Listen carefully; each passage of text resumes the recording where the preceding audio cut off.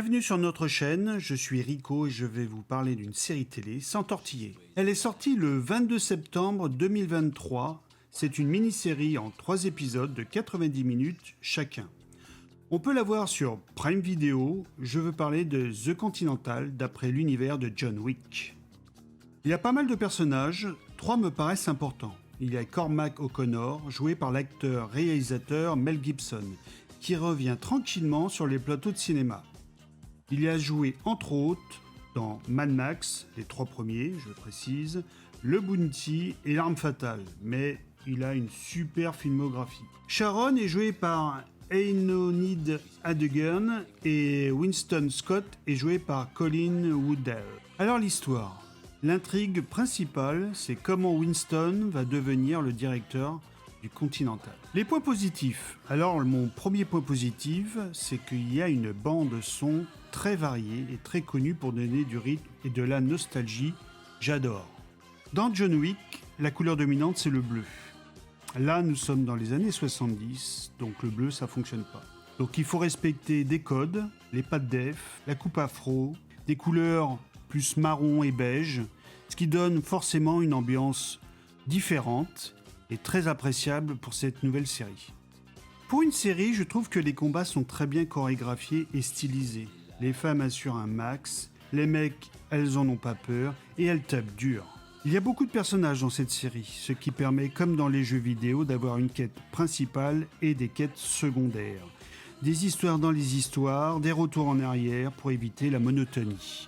Pour faire plaisir aux fans, on saupoudre quelques lieux emblématiques du Continental. On voit une voiture importante, des pièces de monnaie pour bien montrer que nous sommes dans le monde de John Wick, et heureusement qu'ils le font, parce que sinon je n'aurais vraiment pas l'impression d'être dans ce monde bien particulier.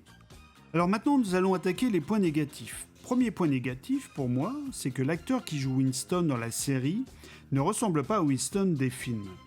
Dans la série, il est grand, dans les films, il est petit. Les cheveux sont raides pour l'un et l'autre, ils sont ondulés. C'est un détail, mais moi ça me gêne. Je ne demande pas la lune, juste un petit air de ressemblance. Alors pour pallier, ils lui ont mis un beau costume, pour qu'on puisse le reconnaître. Fallait y penser, ils sont forts ces Américains. Certains personnages sont caricaturaux, comme Jenkins et Ansel avec cette coupe de cheveux improbable. J'ai l'impression de voir Lord Farquaad dans Shrek, en plus grand bien sûr. Même Mel Gibson, par moments, je trouve qu'il surjoue.